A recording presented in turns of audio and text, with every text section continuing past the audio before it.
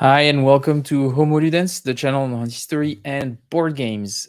In July 2021, I had as a guest on this show Steven Ranganzas to talk about his game that was just added to the GMT's pre-order system back then, The British Way.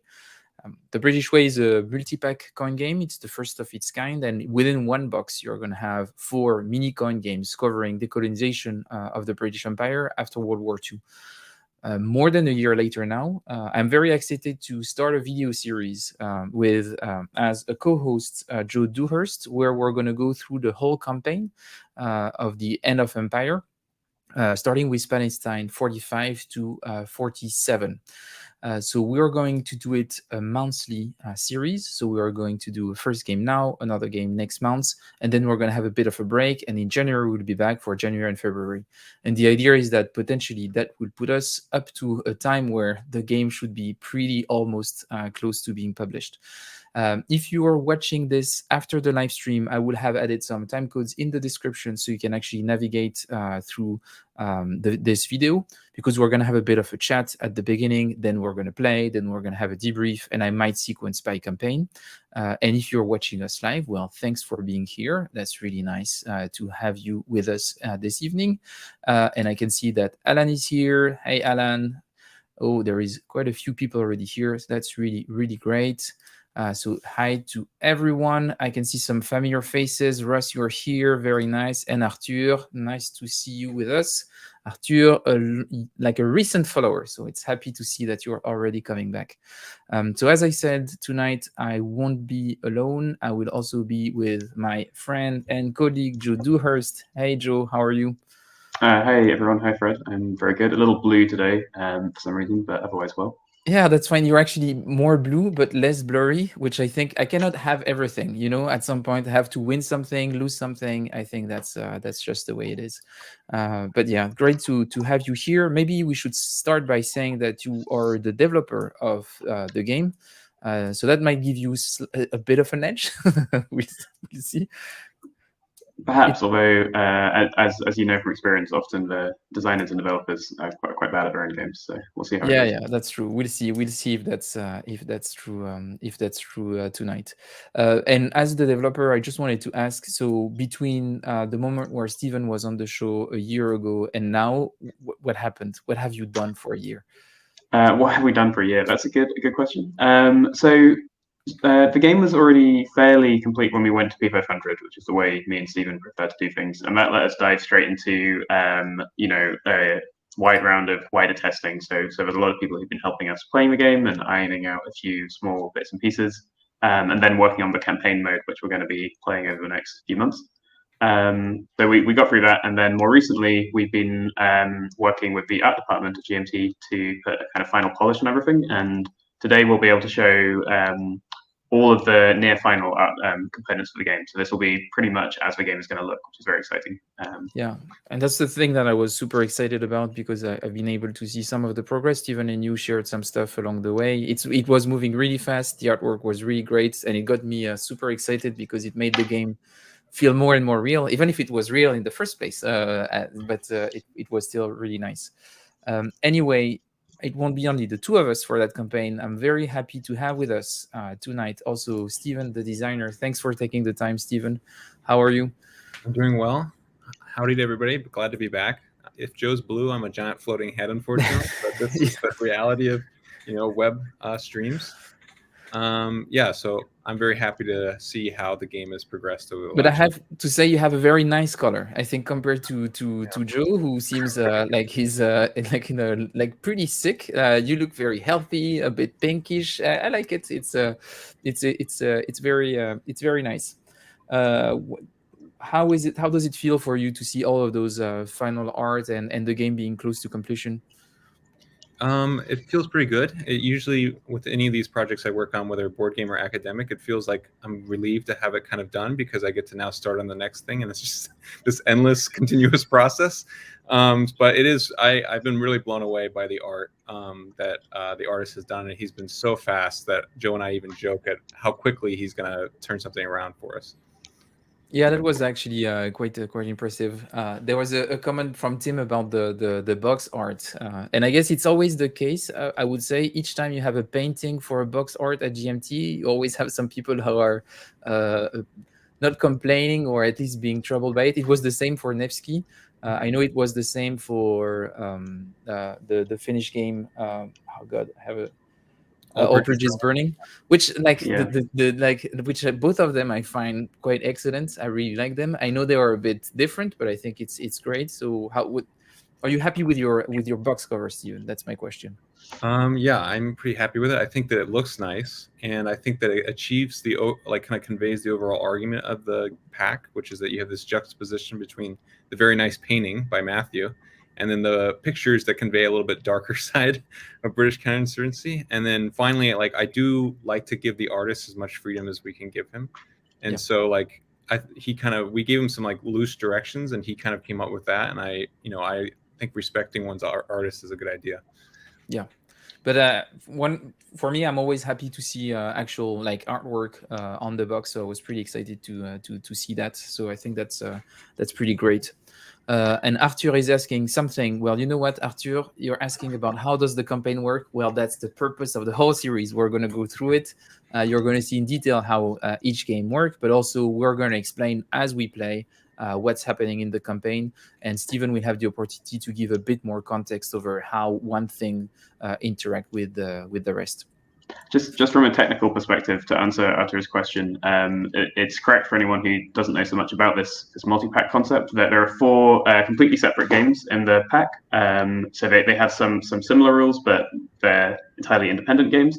And there are actually 2 double-sided boards. So there's 4 separate boards, basically, but printed on two double-sided boards. So that's a lot you're getting in the game for 4 separate games. And as we'll see today, they can also be linked into an extended campaign game, which then connects together all 4. And actually, sorry, one other technical comment. Alan Salazar mentioned that he'd missed the pre-order. You actually can still pre-order it on P500 right up until the print date, basically. So GMT keeps that open. After the printing, I think you can pretty much get to pre-order the P500 price up until the shipping starts. So that's right. Yeah. So you have still quite some time. So you're safe on that. Not saying that you should buy the game, not pushing it, but I'm just saying it's an awesome game. There won't be copies for everyone, so it's now or never. Just you're fine, Alan. But yeah, you still have time to get it up until it's shipping to the customers. Great, but I think that's enough for the introduction. What I will do is I will bring the game in the stream, and for those who are wondering how we are playing, well, we're playing using prototype tabletop simulator module. So we're not really in love with tabletop simulator, but it is very practical for design and prototyping, and we have a very nice prototype for this one prototype module with all the latest artwork. And as you can see here, you have the main board. This is where we're going to play, but what is important and interesting for us for that series is what's happening here on the right hand side, and we'll go a bit more into detail into this. But yeah, tonight we're going to play Palestine 45-47. But as usual, what we like to do on this show is before to start playing and before to talk about all the shiny stuff that are on the board, well, you're going to have to go through a small history lesson. So I'm sorry about this. And I'm going to leave the mic to Stephen. And Stephen, can you give us a bit of context on what's happening and what Joe and I are going to be playing tonight? Yeah, so in the campaign, as opposed to the individual games, you're kind of seeing the whole arc of empire from 1945, right after World War II, and that's what we'll talk about a little bit more about that in a second, to the 1960 Wind of Change speech, which is essentially where Harold Macmillan is like, we're not going to resist decolonization as much as we did in the last 15 years in Africa. And so what we're seeing right now in this game is the earliest conflict coming right out of World War II, so like October 1945, right after the Japanese surrender, of Jewish resistance groups that had existed prior to World War II, getting pretty angry with Britain over the fact that Britain has the new Labour government, Clement Attlee, has decided that they're going to stick to restricted immigration. And so the issue, of course, as some maybe you probably know, in Palestine was between the Jewish and Arab communities, and the Jewish communities have been advocating for expanded immigration to help push for an independent Jewish state. And particularly with the post-World War II period and the kind of idea, the aftermath of the Holocaust, the Jewish groups in Palestine really wanted to get that immigration opened up. And the Labor government, wanting to keep a strategic base in the Middle East and also not to anger potentially Arab countries in the Middle East, refused to essentially open up immigration, which then led to the clash that you're about to see tonight, which is why you also see, if Fred could zoom in, and this might come up here in a second, that there's right now very high cooperation between the Haganah, or the Jewish Agency, which is the biggest of the Jewish groups, and then Irgun, which is a smaller, kind of more violent group that is the person you actually play as in the game. They're right now fully allied, or at least very closely allied, because of this mutual disgust with the Labor government's refusal to open up Jewish immigration. So that's kind of right where we're beginning in October 1945, and I'll turn it back over to Joe and Fred to see how the campaign is going to begin. Yeah, Great. and before we jump in, I'm just going to pick up a question from Ian here, who's asking. So, if for prototyping, so I do love TTS for prototyping. I think all of my prototyping is done also for me in TTS, and that's my main way to design. But I think for playing, I have a strong preference for Vassal for multiple reasons. I think it's more efficient as a system. It is open, and yeah, I think I just don't like maybe the company behind TTS that much also. Yeah. So, and I don't think it's a great. I think it requires a lot of resources from your computer to do very little. So yeah, not in love. I think that Vassal is great, very efficient. It's open, it's free, and I would actually actively recommend that you support the community behind Vassal. You can give donation on a monthly basis or one time only, and I think it's a great team behind it, and I absolutely love it. Yeah. Yeah, I'll say from a development perspective, I'm with Fred that I much prefer playing on Vassal. We use TTS because it's much easier and quicker to update while you're prototyping. There are some alternatives and some open source alternatives that I'm looking into trying to use in the future. So I prefer not to use TTS if possible. Same as Fred, I think. But to get going, Fred, could you zoom in on the End of Empire campaign map, and I'll just explain a little bit about what we're doing and what the campaign is going to be. Great. So what we have here, this is a campaign player aid or map we'll be using for the whole of the 4 linked games. And what it shows is, well, on the underlying map, you see the British territories in Africa and Eurasia during, just after World War II. And there are a few kind of special sites here, which we'll be placing some markers on through the game to show how things progress. Some of them relate directly to the games we're playing, and some relate to other colonies or territories, which might come up through special campaign events. And then what we have at the bottom is an Imperial Prestige track, and this is like an overall score track for the campaign, and that will change depending on the outcomes of the games and some campaign events. So you'll see in a minute, this begins on 13 for the British, so high but not quite at the top, and it will tend to go down throughout the campaign. So they're really trying to keep it as high as they can. And then right at the end of the campaign, we'll see if it's in the blue area, so a clear British victory, which we call colonial retrenchment. In the red area, which is a clear insurgent victory, or British loss, more correctly perhaps, which is colonial flight. And then somewhere in the middle would be the historical result, wind of change, where Britain is forced to concede and to allow a lot of territories to become fully independent, but they do it kind of on their own terms. And one thing to say about the overall structure of this campaign is that it isn't a case of the British winning by maintaining total control of any of its colonies. In all cases, they're going to be leaving. It's more about on which terms do they leave. So do they maintain good relations with the government that follows them, or do they flee in disgrace? So that's kind of what's at stake here. Good. So if you look at the top right of this, you see the campaign procedure, and I won't say too much about this, but just to say that we're playing through in the order Palestine, Malaya, Kenya, Cyprus, and then there's a few things we do before the game begins, which we'll go through now. So first, there's a pre-war options table for each game, and these can also be used outside of a campaign. They give you a kind of a slight variable setup, representing things that could have been slightly different at the beginning of these conflicts. And we're gonna use these for the campaign as well. So let's have a look at the pre-war options table for Palestine now, Fred. Yep. So I'm going to go down here. This is on another player aid and also in the rulebook. So for Palestine, top left here, this is about the Jewish agency that Stephen mentioned at the end of his little history lesson, who were cooperating fairly closely with Ergun at the beginning of this conflict, but may have behaved differently. So there's a range of options from 1 to 6, with 1 and 6 being the most extreme options, 2 and 5 being a bit more moderate, and then 3 to 4 being the normal historical outcome. And we're not going to talk through all of these today, but Fred and I already rolled on this table. So this would be for the insurgent or Ergun player, which is me. So I'll be playing the Ergun movement, and Fred will be playing the British for this game. And I rolled a 2, which is a preemptive British crackdown. So this means that prior to the beginning of the conflict, Britain has already decided that the Jewish agency and Haganah are up to no good and has begun to crack down on some of their activities. And this allows Fred to remove a cell, so one of my kind of insurgent pieces, from a city to prison, and place a curfew there at the beginning of the game. So Fred can choose where to do this. So this is just, go on, Fred. No, I would say, and we'll explain what each of the pieces do afterwards while we play. This is not really for, say, like per se a teach and play, but we'll explain as much as we can, just to give you a sense of how the campaign is structured and everything, and you'll better understand while we play what our arms caches are doing.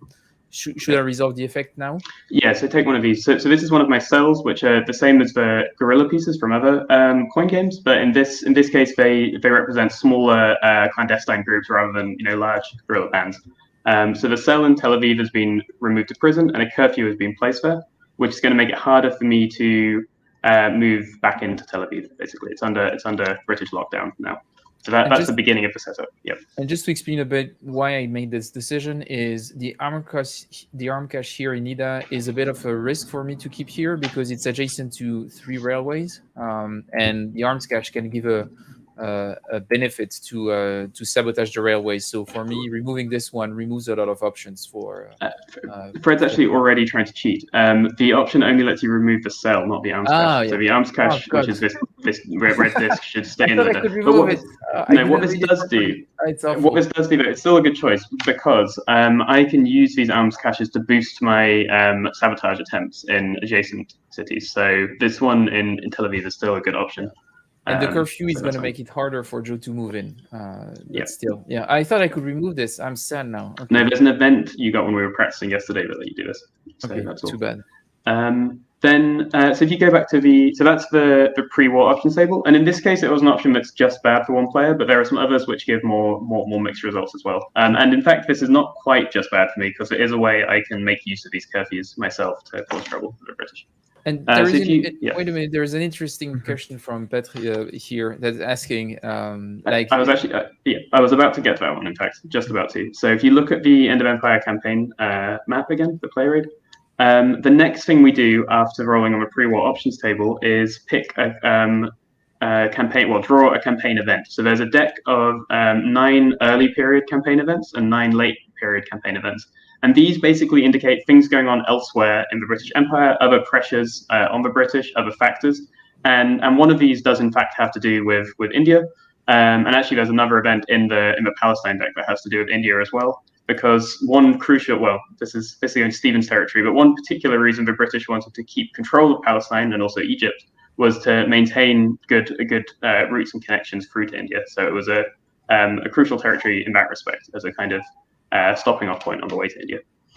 If I could jump in on that specific issue, because there might be a question about why I didn't incorporate Gandhi more extensively into this. And the reason why is that Gandhi really covers a lot of early stuff that this doesn't have. So even though Gandhi technically goes to 1947, most of the game that you're playing is well before any of this begins. And so I kind of baked it into the system with the partition event being one of the end of empire events, that is going to, India will always be essentially granted independence, or Britain will always have some form of bad exit from India. If this sells well and there's an earlier expansion, then maybe you'll see an option of including Gandhi, but we'll have to see. Are you emotionally blackmailing us? Like you're saying, it needs to sell well for us to get more games. That's what you're saying, Stephen? Yeah, I'm a rational actor, so I know that's what I know I need to do to motivate myself. So awful behavior, awful. Yeah. Anyway.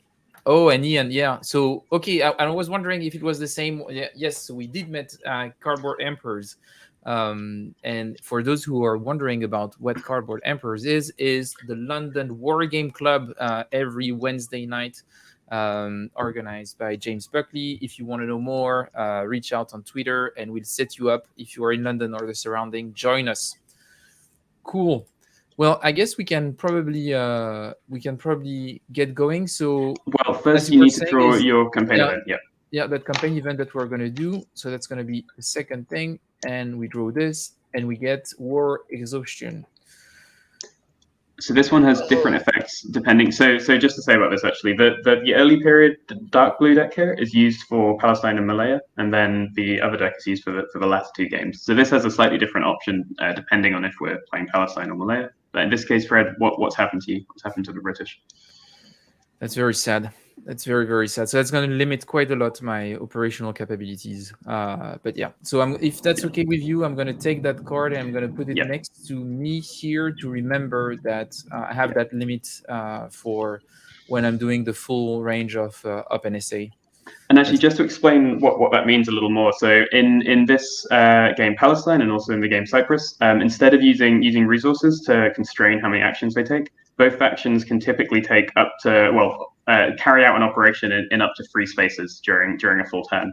Whereas in this case, the British are going to be limited to 2, so they have 1/3 less spaces during their full turn. Yeah. And that lasts until the next reset phase, so for the first third of the game, basically. Yeah, that's going to be a bit painful, but I think it's we'll see how it goes. And Alan is asking a question about research and everything. It's a dangerous question. And we won't.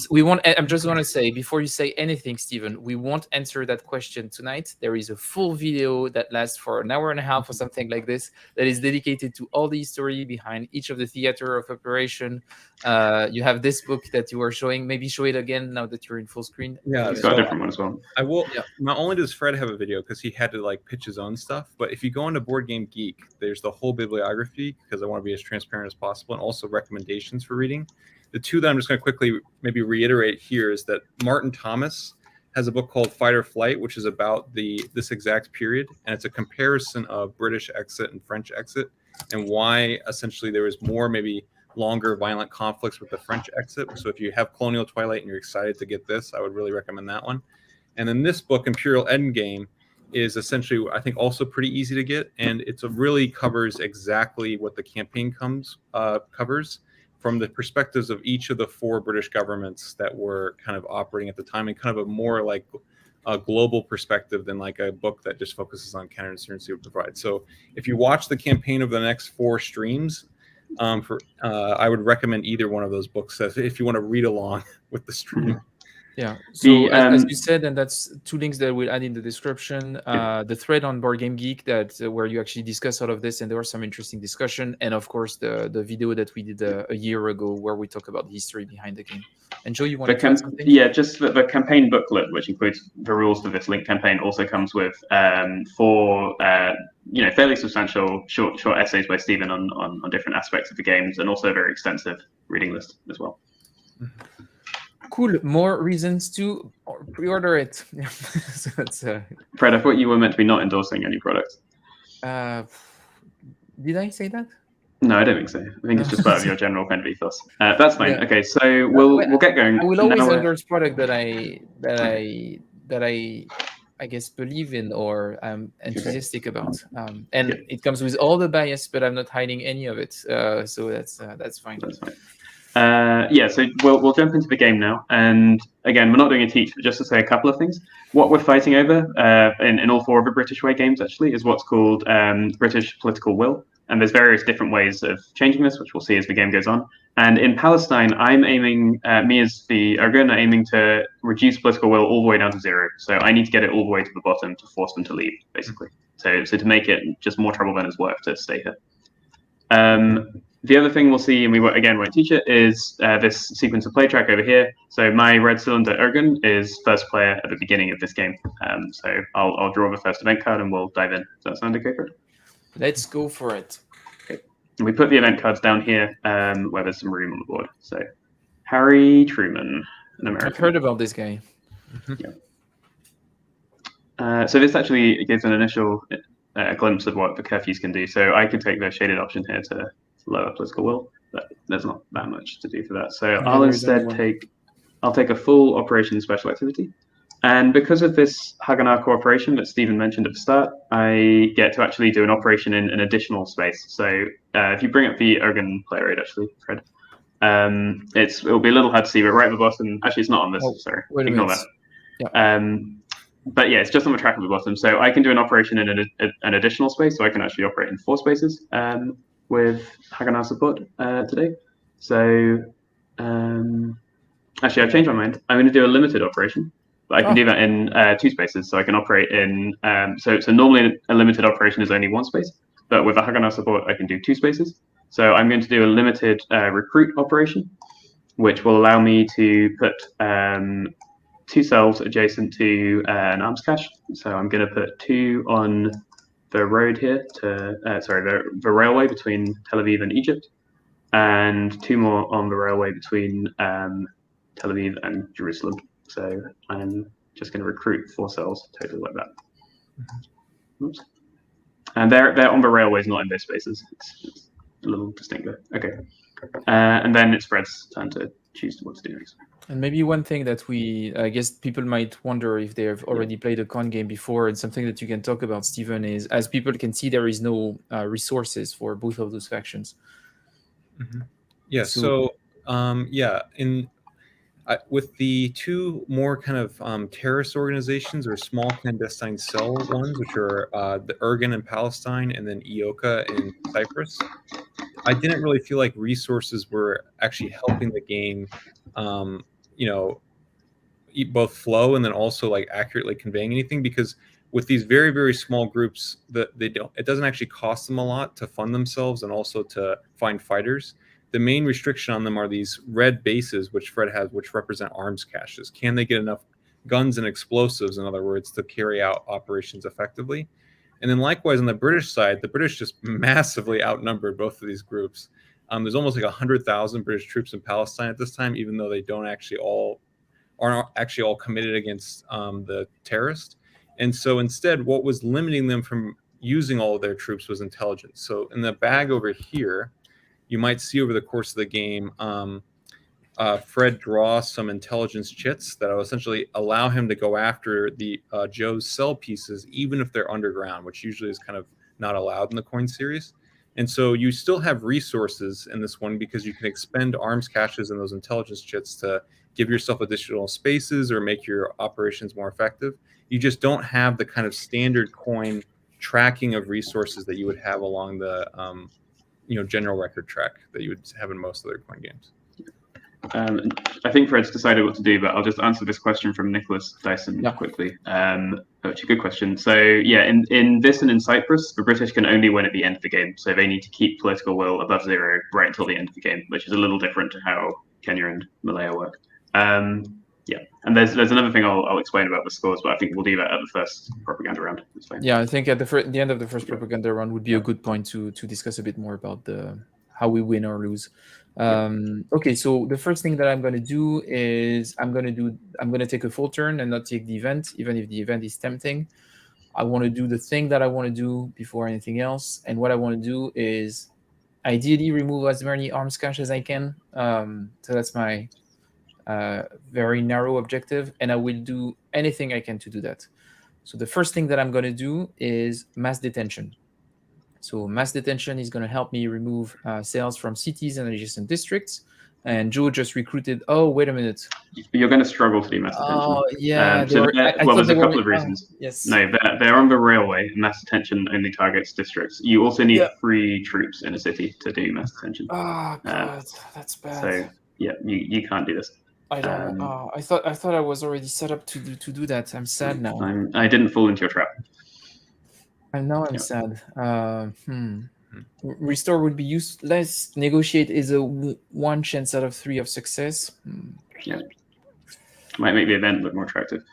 Yeah, it makes the event more attractive, but then again, you're set up to do a very nice round of sabotage in the... Yeah, so just to comment on what Fred's worried about, actually, it's worth noting now. I'm on these railways, and this is one of my main targets, is to sabotage these railways and cause trouble for the British in this regard. So Fred's really concerned about trying to protect those right now. And maybe I need to give up on the railways. This is also historically how these things started to some extent. So Ogun and Haganah were cooperating on, I was going to say non-violent disruption of railways, which is not quite right, but more infrastructure-targeted violence, although people were also killed as this was going on. Yeah, I think maybe non-lethal terrorism, because essentially they're just destroying property. But like you said, some people would be killed, but usually when people were killed in attacks in Palestine, it was intentional terrorist attacks. By Ergen, and Joe might show us some of those, or he might be more ethical and decide not to use terrorism. We'll have to see what happens. One of the big tensions faced by the Ergen player in this game is whether and when to start resorting to more violent terrorist attacks, which can then lose them support from Haganah. Okay, so that being said, I'm going to do something a bit more basic. I'm going to do a deploy and a negotiate. So in up to 3 districts or city with more troops than near good pieces, I can place 1 police in each space. But because I have this happening now, that's going to be only 2 spaces for operation. So I'm going to place 1 in Tel Aviv, 1 in Jerusalem. So that's going to be that. And then the second part of this lets me move troops to any 1 space, even a railway. And that's the question. The role of troops and police in this game in Cyprus is also quite interesting. So Fred has quite a large number of these tan troops pieces, although they're hard to see because they're very well camouflaged. And he has a very limited number of the light blue police, which are actually much more important to him, I'd say, in this game. I think I'm gonna concentrate in. I think I want to concentrate in Tel Aviv. It's a good place to be. Yeah, I'm gonna remove those guys from Galilee. I don't think I need them there.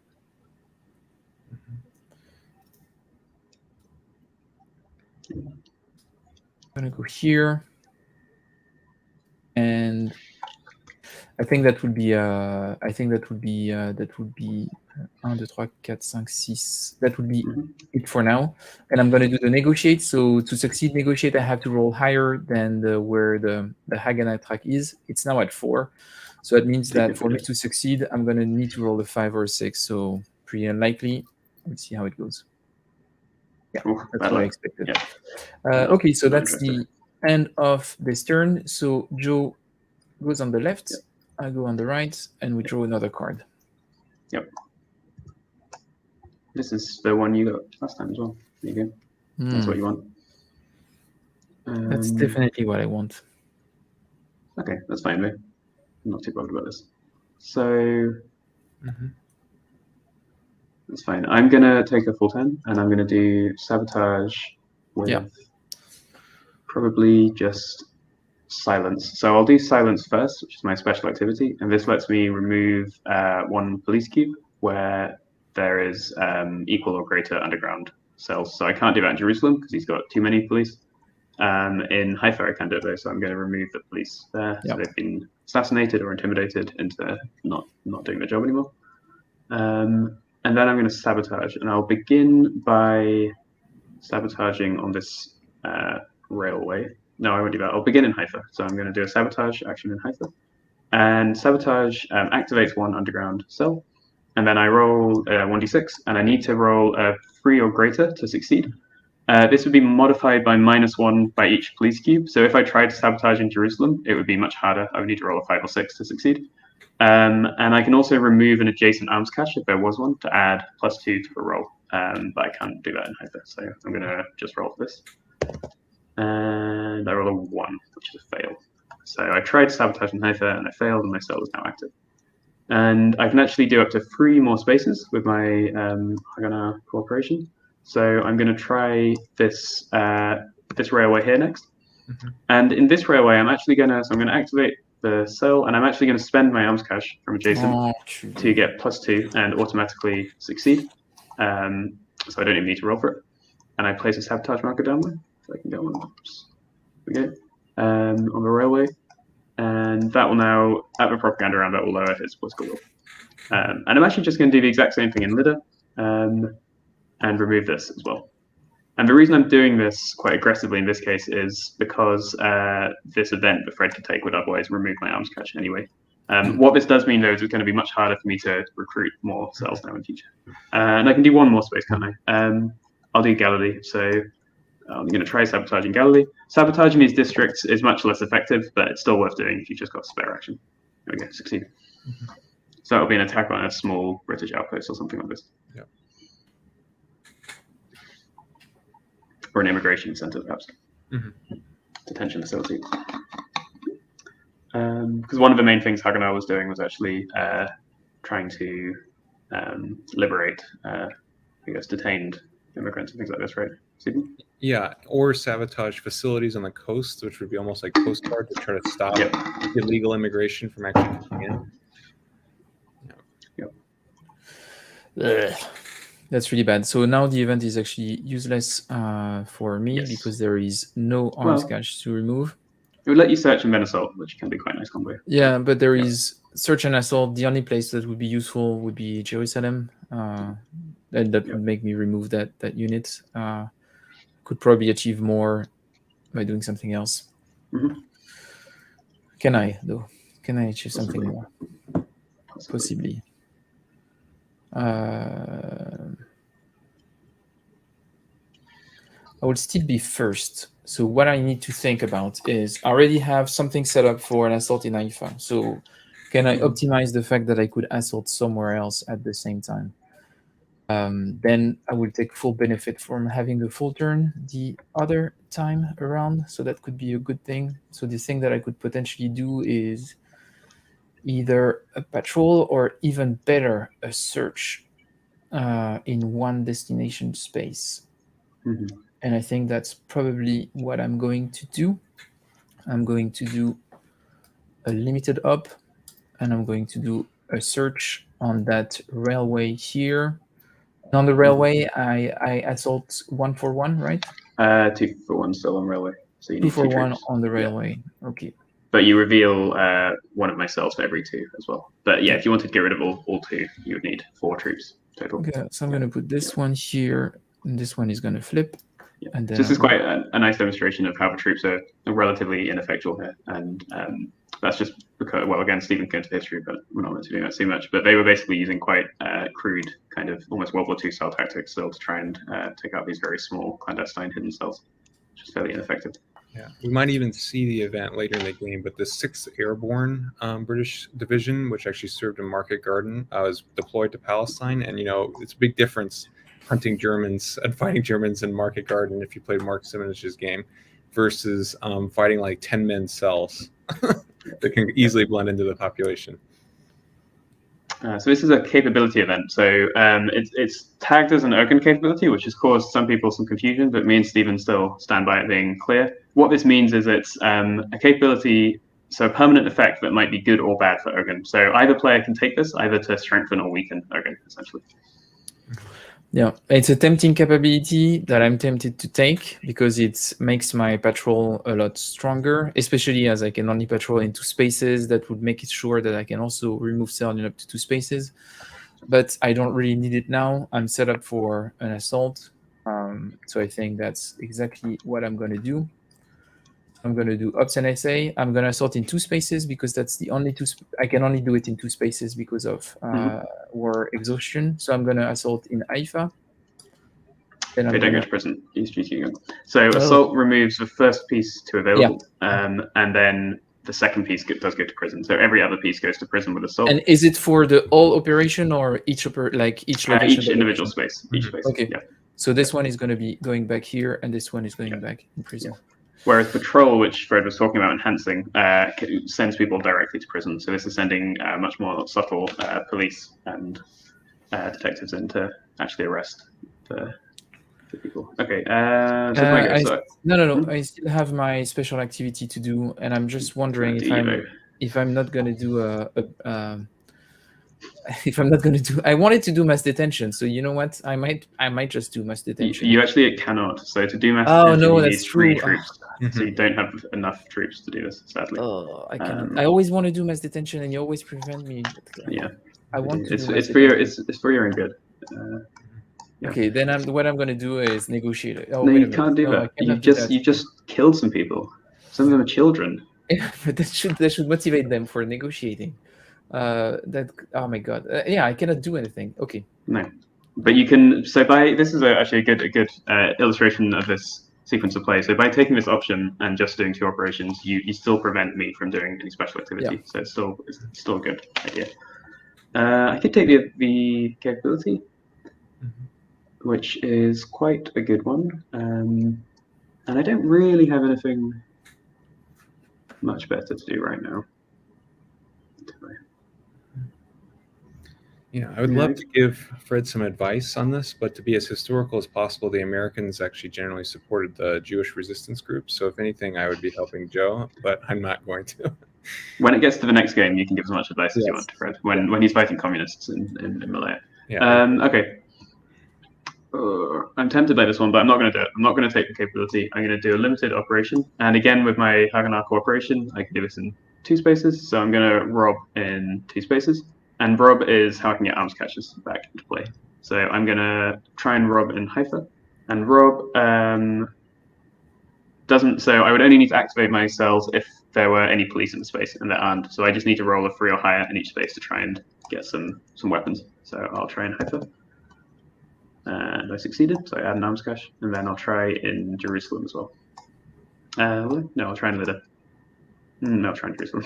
There are too many troops in the Lydda. I don't like it. Okay. So I stole some British weapons in both places, or possibly made some bombs myself. Okay. Here we go. Just as we were discussing, illegal immigration. So there's one sabotage marker in Galilee. Yeah. So actually, this one sabotage that I did in Galilee can be quite a good thing, just in case of this event and a couple of others as well. But it wouldn't do every 2 sabotage markers or Aragon pieces. That's okay. That would lower political will by 3 actually. Yeah, because I've got 1, 2, 3, 4, 5, 6, 7. Yeah, that's pretty good actually. I don't have much else that's too important to do right now, so I'm going to take this event, legal immigration, and lower political will directly down to 15 from 18. So my single little attempt in Galilee allowed me to get some migrants into the country.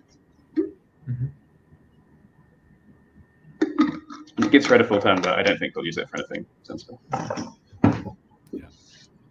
So Fred is doing quite a good job of keeping the city safe so far, I will say. I haven't achieved much in those.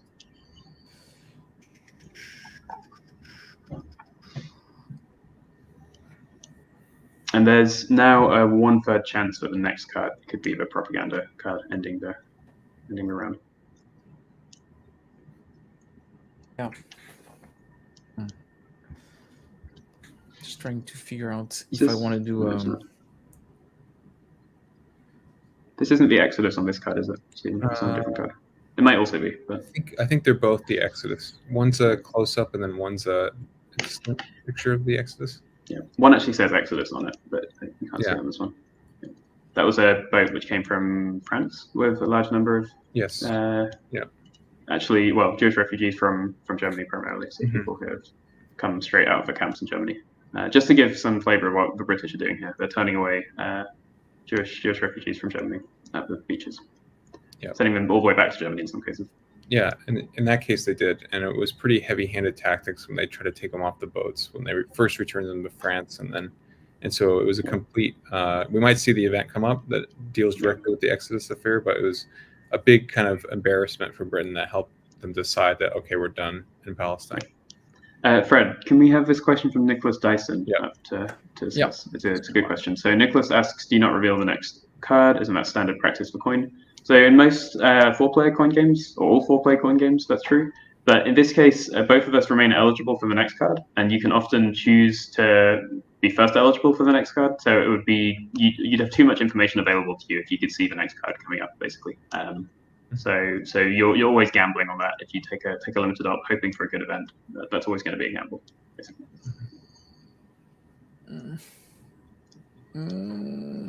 I don't know what to do. I'm having trouble. You could ask the audience for tips. Oh god! So I'm just gonna think out loud here. I know that there is one chance out of 3 that the next card is a propaganda. So I have 66% chance that it's gonna be the next one after that. So, and then I'm thinking, do I want to remove a sabotage on one of the railways before that, or do I want to focus on removing one arms cache to make sure that you don't have one at the beginning of the next campaign to actually do a sabotage on the railway between Tel Aviv and Jerusalem? So that's the thing that I'm trying to figure out. The thing is that if I do a limited up now, I could do my limited up, then do a full turn afterwards. So I could do the restore action. So I'm very tempted. I just don't know what I should be doing. Each sabotage railway, so not each sabotage marker on a railway, but each sabotage railway is going to subtract 2 political will from Fred. So that's what he's kind of weighing up at this point. In districts and cities, each sabotage marker is worth the value. So 1 in a district or 2 in a city. So if I can stack up lots of sabotage in one city, that's quite powerful. Yeah. If anyone in the chat wants to give Fred tips, I won't even look. That's fine. He needs all the help he can get. Yeah. I know what I would do if I was Fred. It's very funny when Stephen's watching games and not commenting directly. He'll make little noises like or, okay, and so you can try and judge off those whether you've done a good or bad move. It's really hard. If Fred takes any longer, I'm just going to start reading from that Imperial Endgame book. No, but I'm gonna attempt to restore the railway that goes to Egypt. So that seems like a weak move, but then again, it could prevent me from losing 2 political will if I manage to do something. The only problem is that if I do a restore, the restore will only work with deploy, and in self deploy is not super useful. Could make me move the troops around, but it's. I mean, it will get you your remaining 2 police to deploy. Yeah, and it would maybe make me remove all of this. So that's what I'm going to do. I'm going to do just a very boring patrol. It has to be a search technically, but it doesn't make a difference in this case. Oh yeah, that's true. Yeah. Oh, actually, wait a minute. Patrol can only move. Yeah. Yeah, you can't move. I don't think you can move a police there because patrol can only move where there's Ergen. Oh, and search. Yeah, so we actually cannot exactly. move to that So one. I can. The only place I could go is here. So that means that I couldn't do. Then I would have to do a search and then restore. But I won't be able to do it. Yeah. So it's intentional in the game that it's actually pretty hard to restore the railways, and that you kind of have to preemptively defend them. And the reason for that is the destruction of the railways is more like actual physical destruction. Whereas the destruction in the districts and the cities, with the idea of the restore special activity, is kind of like you're restoring order or restoring confidence. And that means the British go in there, they lock it down, they get rid of Ergen, and they basically say, hey, there's a return to normalcy. And so that's why it's a little bit easier in the more populated areas where it's a little bit less about the actual physical destruction itself to restore. So Fred's actually in a little bit of a pickle here. Yeah, that's pretty shit. I will say, just to maybe advise a little bit as your NATO friend, that even though NATO doesn't exist yet, I know that, you could, removing another Ergen piece before the propaganda will mean that... That's what I was thinking. Putting it up to 3 would be good. Yeah. Because then you'll keep more in there. Yeah, and you could do that right now if you wanted for the patrol. Because Joe's not doing great in terms of the amount of damage he's inflicted. That's true. Yeah, it's mainly an event that's bailed him out. Yeah. So I'm just gonna do the best way for me to do this is still to do a patrol on that railway between the two. Place this guy here and send this one in prison. Yeah. So patrol, you can actually move police anywhere where there's a cell and send them straight to prison. Rather than maybe even adding police. Yeah, to cells. And if they're active, send them straight to prison. That's done. Okay. Not propaganda yet. Operation Agatha. Sure, then mass detention. You do some mass detention. Yeah, and I don't have the limit of having 3. I can, if I do the event, I could do it in Jerusalem, for example. This one actually does still have a limit. Okay, I think the card notes specify that. Yep. Yeah. So you could only do this in Tel Aviv, which would not be so good. Yeah, but even if I don't do the mass detention, it would let you move the Haganah track. And this was actually quite early in the conflict, I think, wasn't it, Stephen? This was it's about halfway through, because yeah. this is response. This is kind of in response to the King David hotel bombing, which some people in the audience may have heard of.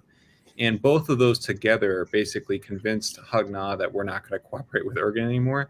The bombing, because they didn't want to be associated with people that blow 90 people up.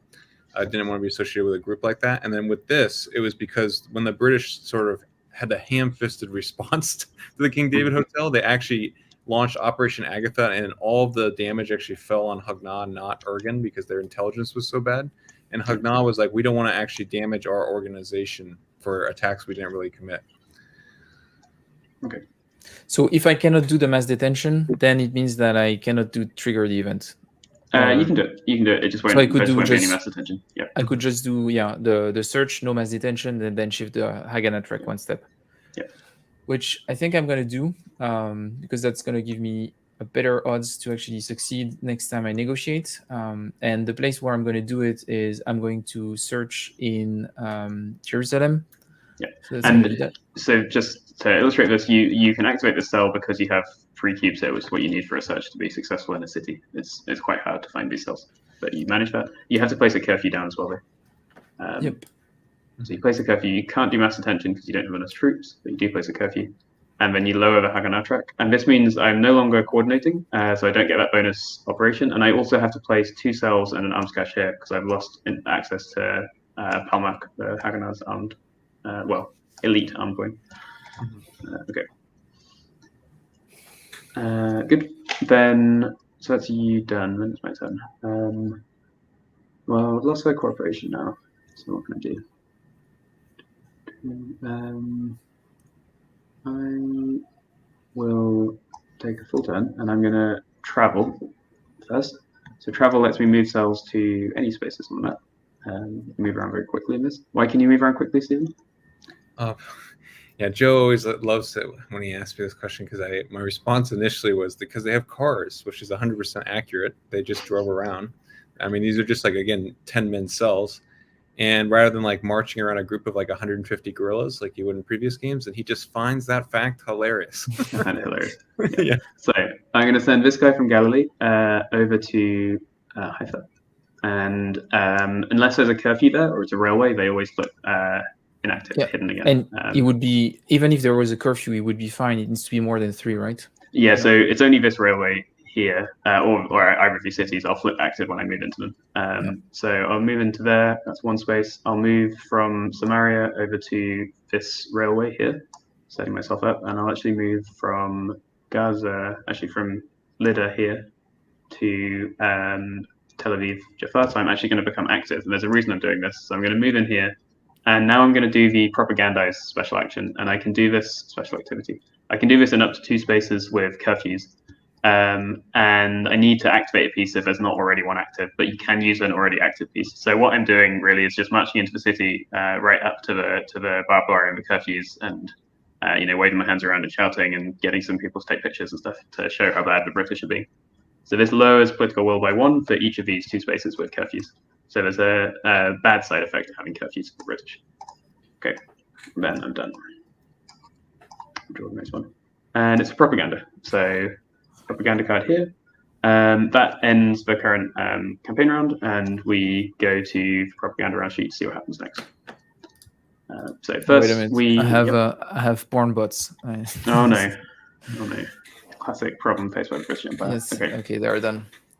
So if you can look at the propaganda round sheet, I'll just talk us through this maybe if that's okay. Right. Yep. So this happens 3 times in the game. So first we adjust political will by the net of the following, and in most cases you can just do it as you go, but technically it's important to calculate the net total for reasons which you can figure out yourselves. So we lower political will by 1 for each sabotage marker in districts, by 2 for each railway with a sabotage marker, and 2 for each sabotage marker in cities. If I put down terror, which I haven't done yet, that's worth more. So I've got 1 in Galilee, and then 1, 2, 3, 4 from those 2 railways, so that's 5 total. I won't move that yet, I'm just going to keep it in mind.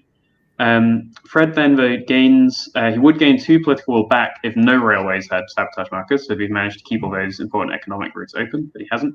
And then he gains 1 back actually for each city without sabotage, so he actually gains 3 back. So this will only go down by a net of 2 because I failed to cause any trouble in the cities at all. Other than the British curfews, they're very quiet.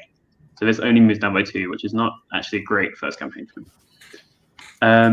Now, if Ogun had got political will down to 0, the game would end immediately. Otherwise, it continues. If it's the 3rd propaganda round, it would just end now, and this would be a British victory currently. Then we go to resources. I can rob in 1 district or cell, or that's not what I mean, district or whatever. So I'm going to rob in Gaza. So I'm just going to roll to see if I gain another arms cache, and I do. Fred then needs to, well, he has no intel chip, so he actually just gets to draw an intel chip. So he gets a small amount of intel. It's typically quite difficult for the British to get intel. That's a 1 value. So you can, we'll maybe put this in your available box, Fred. Yeah. And there's a few things Fred can use this for, which we'll see in the next campaign. Then Haganah Cooperation. If it was at 0, he'd gain intel. If it was at 4, I'd gain an arms cache. But right now, they're just talking and not really working with either of us. And then I can also, oh no, that's not really good. Then we go to redeploy. Fred, you can move any of your police to railways or spaces with British pieces, and then you can move troops to any cities or railways. You choose where they go. They don't have to move, you can choose.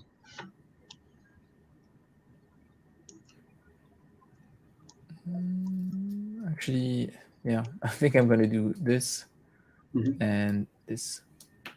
Interesting. Oh, that one can't go there actually. There has to be a British piece. Ah, yeah. So I couldn't go there. You can put one here though. You could put another one on this railway if you want. Don't forget, you have guys hiding in Samaria. Yeah. Those ones I'm planning on redeploying them afterwards. But I think for the police, I will stay here. You could put some troops on there if you want. Yeah. And then what I can do is move troops to any cities or railway. The thing is that the troops are not going to prevent you from sabotaging, but no, but they will mean you can then immediately assault me. I can assault you straight away. The thing is that I'm going to place 1 here, so even if you manage to do this, I would be in a good place to kill you and restore. I'll actually clear up the sabotage now anyway, yeah. So it will get removed in the reset phase anyway, so that's gone. So I think I'm going to do this. The guys in Samaria are pretty much useless here, so I'm going to put 1 in Haifa, 1 in Jerusalem. And I think I'm going to put another one. If you put them on the railway, they're easy to redeploy to adjacent spaces. That's why I like yeah, that's true. I think actually keeping them here is quite nice. I'm just thinking, I want to set myself up for a good old mass detention. Yeah. So that's also the thing that I want to keep in mind. And the thing is that, yeah, can I remove arms cache with the mass detention? No. Oh. But if you have troops already in the district, you can, because then they could assault at the same time. But you can't remove it with the mass detention as such. But you can use it to clear the way for troops. Yeah, I could do that. So I'm thinking that for an assault, I would need to have 2 troops to being able to do this. So I think that I'm tempted to just do this and place this here. You can only put them in railways and. Oh, okay. Yeah, so they'll need to sweep anyway. Yeah, they need to sweep anyway.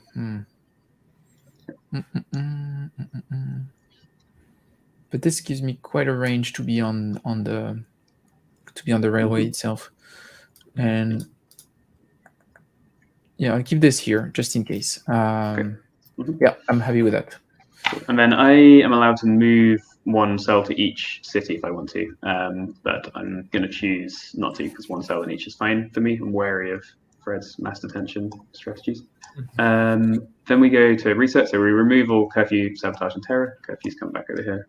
Some time passes, and I get half of the cells in prison rounded down come back to available. So I only get 1, which is why Fred wanted to take another 1 out. And my number of cells is actually dwindling quite fast now. And then I flip all these underground. And then I go to first eligible as well. So Argon is always first eligible, but don't draw it yet, Fred. Yeah, we'll do it in 1 second. So now that's the end of the normal reset. This card also gets discarded at reset, the war exhaustion. Fred's recovered from that. But now we need to look at the end of Empire campaign sheet again. And there's 2 things we need to do. So first we need to talk about the colonial policy. So that's at the bottom here. And this is a choice Fred gets to make at the first reset phase of each game. And he basically gets to choose to gamble or not on how well he thinks he's doing. So there's 3 options here, and they change the outcomes in terms of imperial prestige of each game. So the default stay the course is a kind of middle ground option. Influence is a major British victory. Exit is a minor British victory. Scuttle is a minor insurgent victory, and surrender is a major insurgent victory. And I'll tell you in a second what that means. So as you see, this is weighted towards him always losing some prestige. That if he sticks on stay the course, there's a small chance of gaining some. Whereas if he switches to concessions now, he'll lose less overall, but he's very likely to lose at least 1. There's no chance of him gaining any. Or if he goes to stand firm, which is really kind of going all in on winning the game, he's got a chance to gain back +2, but he could potentially lose 5 if he gambles badly. So Fred now needs to try and gauge his position and choose which policy to take.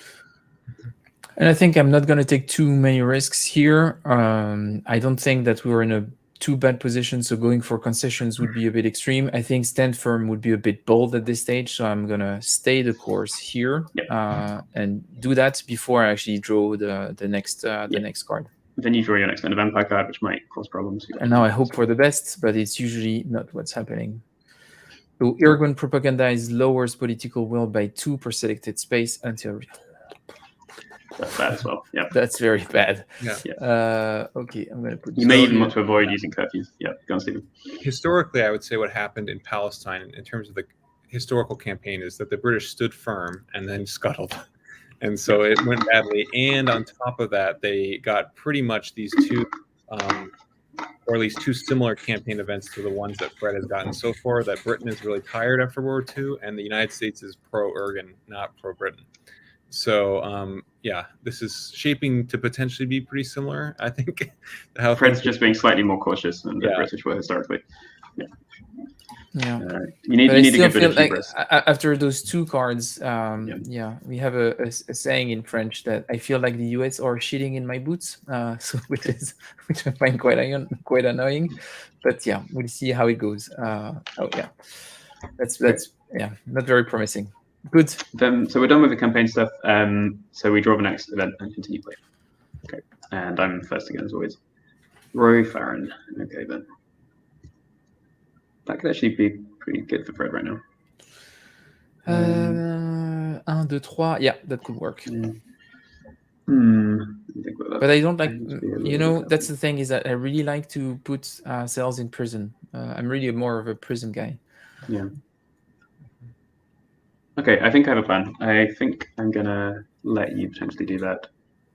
I'm going to take full turn, and I'm going to begin by silencing again. So I'm going to silence in Jerusalem to remove this police. So I'm going to get you before you get me, with the secret war that's going on here. And then I'm going to do sabotage in some spaces. So I'll start by sabotaging on this railway in Galilee. And I succeeded. Good. Then I will also sabotage. I guess I'll do each. Can't do that one so well. I'm going to actually try and sabotage this railway because Fred's probably just going to kill me otherwise. So I'll do that. And I got it. It's good. I'll give him something to think about at least. And then I'm also going to do... Yeah, I'm actually going to use an option here in the game, which Stephen alluded to earlier, which is called an offensive, and I can remove an arms cache. So I'm going to remove this arms cache in Haifa to available to pick an extra space. So I picked only 2 spaces so far, and I can pick up to 4 now. So I'm going to do sabotage in both of these cities as well. And I considered trying to do terror, but I'm not yet. I still need these 3 pieces here. If I lost those, it would be quite bad. So in Haifa. Oh wait, just for the role of the sabotage on the railway in Lida, what with the police there, what were you supposed to roll to succeed? I needed to roll a 4 or higher, and I rolled a 6 on it. Okay. Yeah. I failed in Haifa, And in Jerusalem, I could use this arms cache to guarantee the success, but I'm going to hang on to that for now and just roll for this. I'm being maybe a little bit risky with these, but that's okay. Good. Okay, then it's over to you, Fred. Done. The event could still be reasonably good for you. Not but less attractive. Yeah. Yeah. As in all coin games, I'd say like one of the main kind of interesting aspects of the game is basically playing around the events. So you don't necessarily need to take an event or block it, but you can play to kind of mitigate it, which is what I did there to make it its effect less interesting for Fred.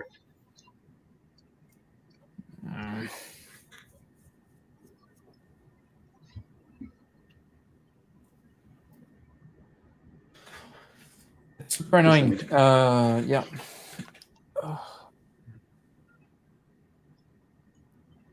If people were more familiar with the game, I would say, kind of like in those chess newspaper advertisements, can you figure out what Fred should do here? Because I have a strong idea, but will Fred figure it out for himself is the real question. Yeah, I know what you should do as well.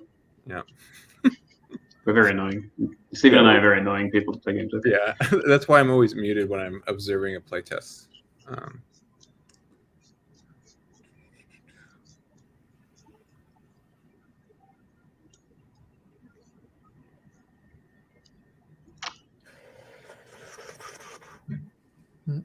Fred's still contemplating, Stephen, so you're going to have to tell us about Roy Farron, which I know you've been trying not to.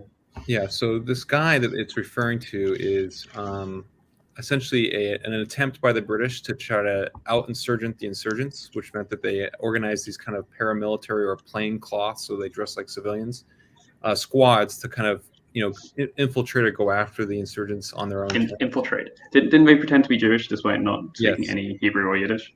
Yeah, and the British will try a variation of this in all of the games, but usually in more success than what happened in Palestine. Because essentially what happened in Palestine is that they killed a teenager, and they were fleeing from the scene, and good old Roy dropped his hat that had his name on it, just like any professional paramilitary group would. And so pretty quickly the British, authorities found the hat, and the parents, of course, were very upset at their kid getting killed by this, complete incompetent ass the kid didn't really have any association or very little association with Ergen. So he fled the country like any coward would, and they eventually caught up to him and like kind of court-martialed him, and then he didn't really face any punishments, as is the case with most of the British soldiers who commit kind of atrocities in these campaigns. So I guess so. Yeah. I've given you plenty of time with my very story. Sorry. I'm gonna do something very simple. Probably not the optimal move, but I'm just gonna do a search in Tel Aviv, so a limited up, and I'm gonna take that unit from here, moving it here, and I'm gonna flip this. Okay. Are you doing a regular search which places a curfew? You have an option if you want to spend your intel to do an enhanced search and not place a curfew. And that's what I'm thinking about doing. I don't want to place a curfew, so I'm going to spend this. Yeah. So one of the things you can spend intel of any value on is to make a search which uncovers one cell for every 2 cubes in cities and doesn't place a curfew down. So he actually knows who he's looking for. He's not just kicking indoors. And the reason he's doing that particularly is because the Americans are watching, and he really doesn't want to put any curfews down at all this campaign. He wants to think very carefully about it. Okay, good. Next one. Bevengrads, British capability. Okay, that's good. I don't care. I don't want to take this. I'm going to do this, and I'm going to assault in 3 spaces. So I'm going to assault in Tel Aviv, Haifa, and Jerusalem. They don't go to prison.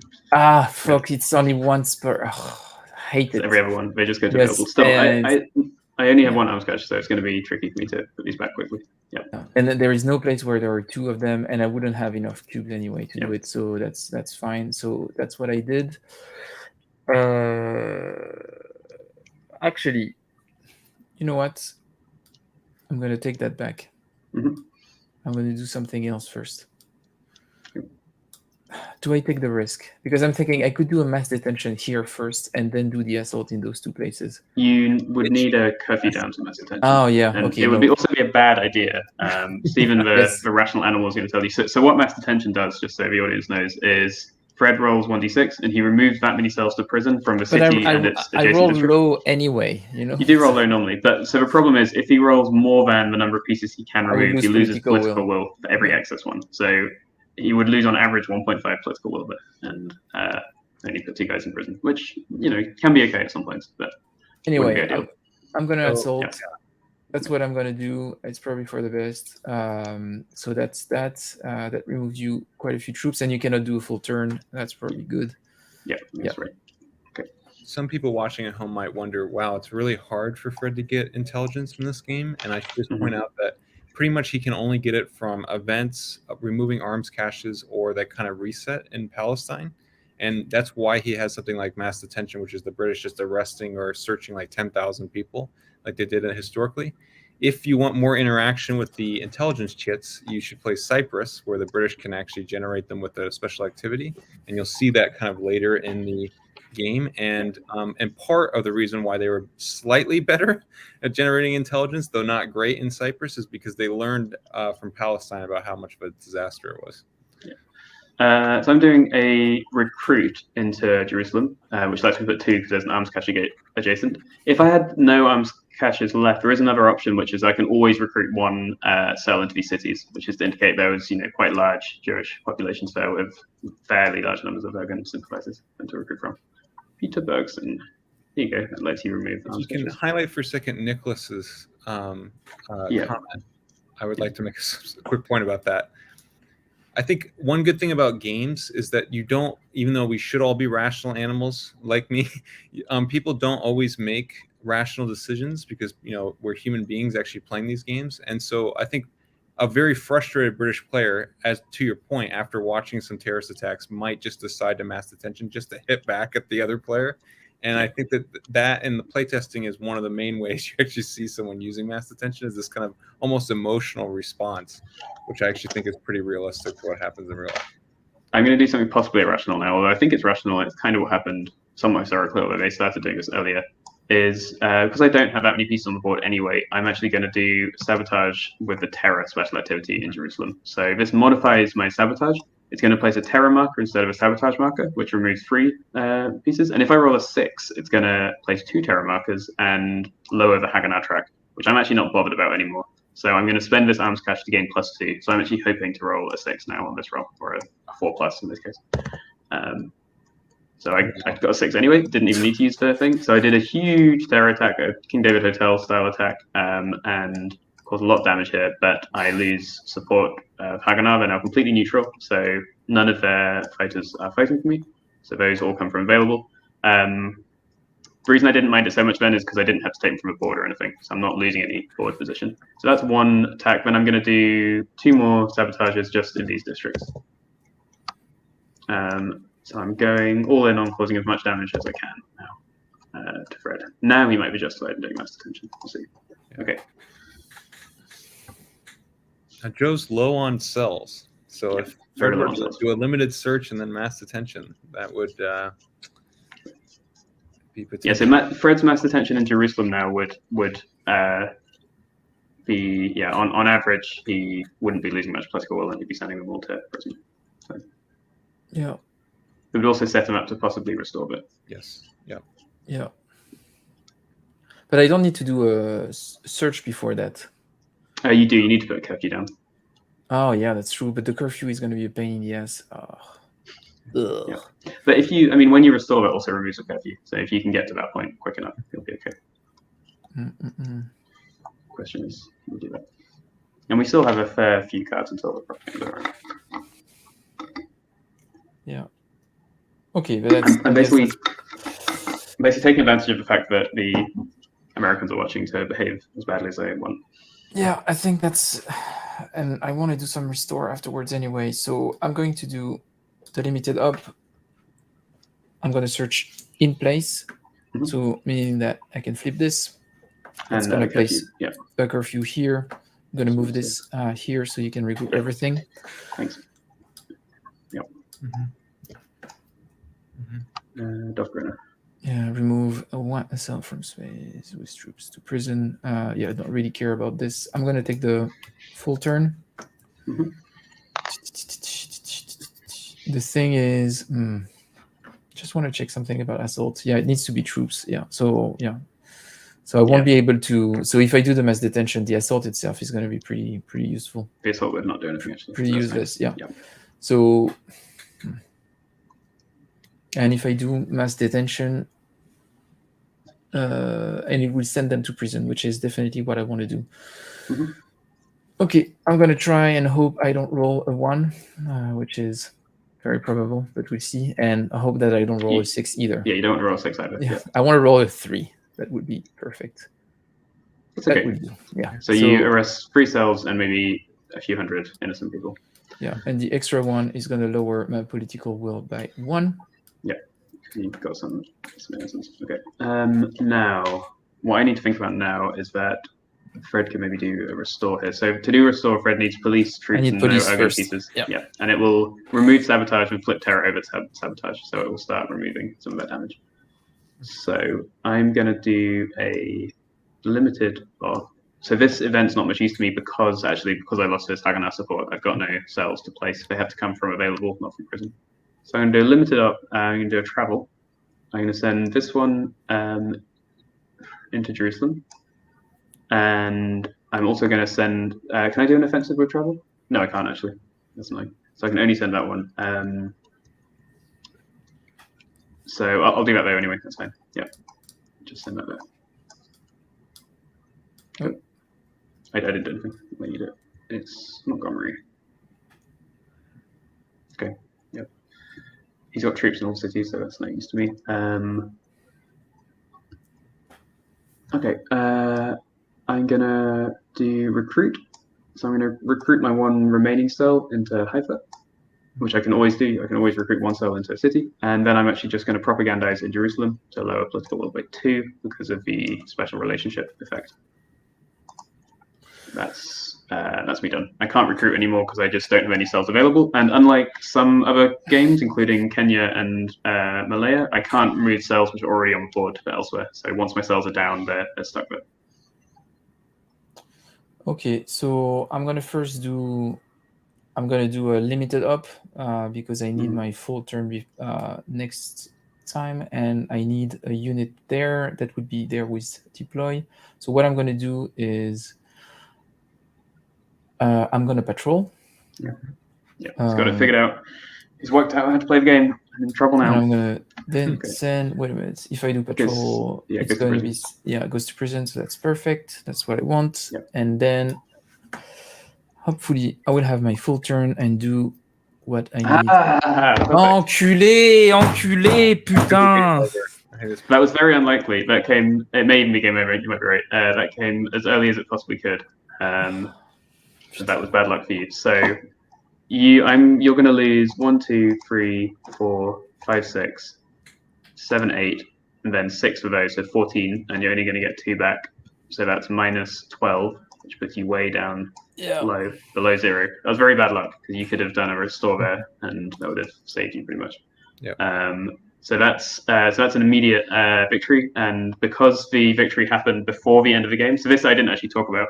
In Kenya and Malaya, we'll see there's a different way to do scoring, but in Palestine and Cyprus, for the campaign, if the insurgent wins before the final propaganda round, they get a major victory, what's called a surrender, and otherwise they get a minor victory. The British would need to keep political will above 5, which is pretty challenging to get a major victory. So in this case, we can look at the campaign map now, Fred, and we look at what happens. So it was stay the course, and it's a surrender.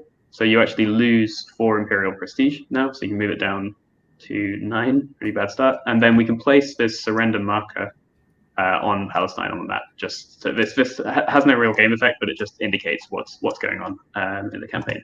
So like Stephen said, pretty close to its historical outcome. The British, after 2 short years, decided to leave, or 2 and a bit years, decided to just abandon Palestine and leave completely very quickly within a matter of months almost.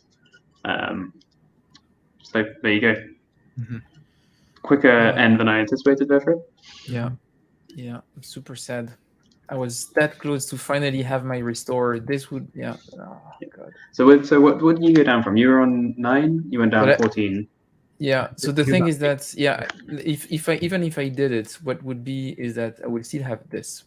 So you would have saved yourself 4 though. So you would have only gone. Yeah. So you might still have lost actually. You needed another Yeah, turn. I would really, still have been on something. -1. I would have needed to restore again Yeah. in 2 spaces.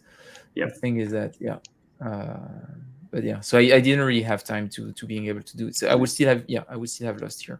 If it had gone through to the final round, I think you would have had a good chance because I really had very few pieces left. Yeah, I was trying to grinding you down Yeah. as much as I could, but then again, I think this massive attack in Jerusalem was I should probably have stayed on my original focus, which is remove as many arms cache as I can. But each time I got the event, you always had the first play. Yeah. And that was because I would have be fine removing them to available without getting the political will from it. But yeah, I don't think I could have come back even if it would have been 1 card later. We have time for a debrief, I guess. So what would you have done differently, Stephen? Essentially.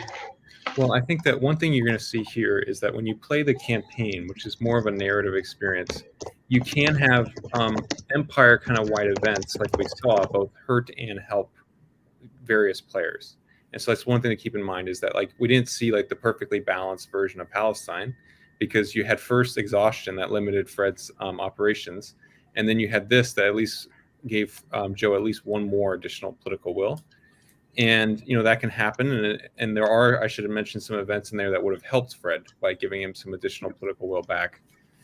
For instance, and they're now more likely to turn up in Malaya as well. So that's slightly. So there's a sense in which, you may have more luck there. And then second, I would say is that Joe got very lucky, both with the illegal immigration and then also a terrorist attack that then Fred could not mitigate in time. So luck did play, I would say, somewhat of a role here. And then Fred could have probably been a little bit more proactive with the kind of patrol restore loop. That I think there's a choice in Palestine for the player. Do you try to wear down Ergen enough, like Fred was, so that even if political will is very low by that 3rd campaign, they've just run out of steam? Or do you try to like undo the damage progressively that Ergen is doing to try to mitigate how fastly you're losing political will? And I think that Fred's strategy backfired a little bit just because of how lucky Joe got. That he didn't really make it to the 3rd campaign where he may have had an advantage, in other words. I think one thing on that final turn I would have considered is, it would still been a search actually. I was thinking you could have searched differently here because getting the curfew down was cost him a bit as well. But I guess that was part of your overall strategy, so that's fine. Cool. Any questions from the audience? We have a little bit of time as we ended, maybe slightly earlier than anticipated. I'm going to remove this from the troop. Okay. So we have a suggestion from Russ that is saying what I usually say when people complain about CDGs or those types of games, but you need to draw better or shuffle better or draw better dice. But yeah. I did shuffle the deck and I have been practicing magic tricks, so it's possible I cheated. Oh, and Joe Klein is asking a question, and that's who gave him this idea for that question. Thank you, other Joe. I guess it's a complex question. It is a complex question. First of all, I would actually challenge the question itself.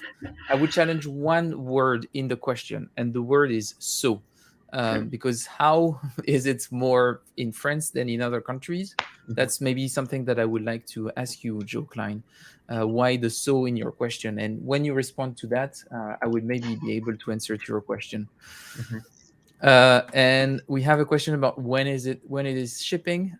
So I guess the regular answer would be to this. There is a lot of variable factors around when it's going to be in the production line, when it's going to move to being able to be on a boat, when that boat is going to be able to unload in the US. I think there is way too many factors and variable but unless you know something and you're going to do air shipping, I guess it's going to be very Well, I mean, I'll say barring very extraordinary circumstances, definitely sometime next year. I can very confidently say that. Yeah. And then we have a question: is there a rule book I can read or not yet? Just for you, Joe. Just for you, Joe. There is. I'll send them to you. But we can probably. So we're nearly done with final proofing of them. So we can probably actually look at putting them up on the P500 page quite soon, maybe in the next couple of weeks. And I can send them over to you, Joe, personally, anyway. Great. And just general comments here. And Nicholas, who's happy for us answering the questions and says that the game looks fantastic. And I would say that the game is fantastic and looks fantastic now that there is the final art. No offense to your original art, Steven. But I think that your original art is always disgusting. Then your partner art is usually very nice. I think that she does an amazing job. Yeah. Especially when you consider the original material that is just awful, plain awful. And then I think that this art is actually really great.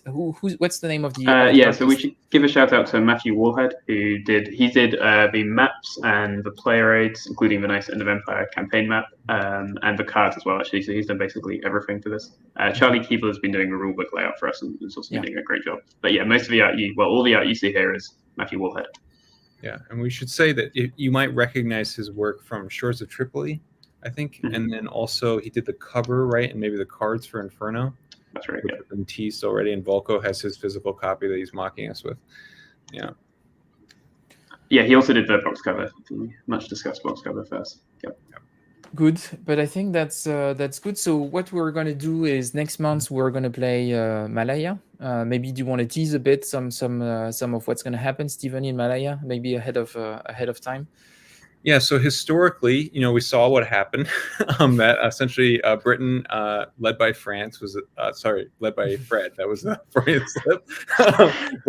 was kicked out of Palestine, and historically that happened. They decided about September 47 that they were going to leave, and then that's where the game really ends. But then they didn't actually leave. They watched ethnic cleansing occur until about May of 1948.